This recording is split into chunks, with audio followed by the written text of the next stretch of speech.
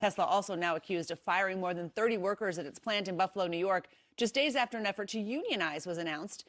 Tesla denies the accusation, saying the layoffs were for, quote, poor performance. Let's bring in Chief Scientist of Workplace Culture at Culture Partners, Jessica Kriegel. Good morning. This could backfire on Tesla, couldn't it?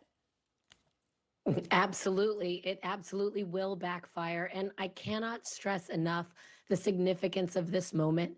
There is a wave of anti work sentiment that is growing, and it is going to continue to grow until it reaches a boiling point. And what is happening right now with Tesla is their employees are saying, we don't feel heard.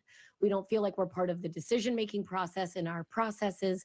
We're not paid enough, and that's not going to stand anymore. And the reaction that Elon had by firing them is just going to make things worse. That's leading with fear, and it's going to galvanize the rest of the employees to continue to try and unionize, and it's going to be a headache for Elon. Headache for Elon, one of many headaches for Elon Musk.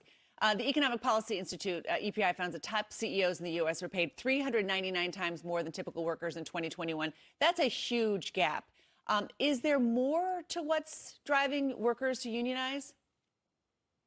Yeah, absolutely. I mean, since 1978, worker compensation has increased by 18%. CEO compensation in that same time has increased 1,322%. People are fed up with it.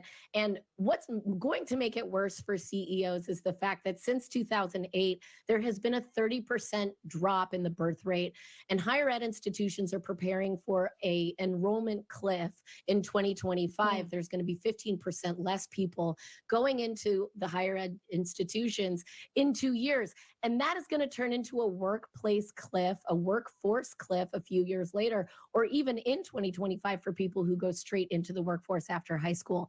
So as employees become more scarce, their demands are going to become louder. Their value is going to increase, and CEOs are going to have to listen. And in fact, the CEOs who are listening are going to have a differentiated workforce that's going to win. And that is what CEOs need to know right now is they have to listen to their employees. Interesting. You're right. It is a really critical moment, and those demographics are really interesting. What's your advice for bosses, I guess, then, when it comes to unions right now? I would say that you can prevent unionization by listening actively to your employees, having conversations, encouraging your managers to listen, and also to beware of the consequences of not doing that. I mean, we're looking at the Ohio train derailment right now, one of the worst ecological disasters in U.S. history.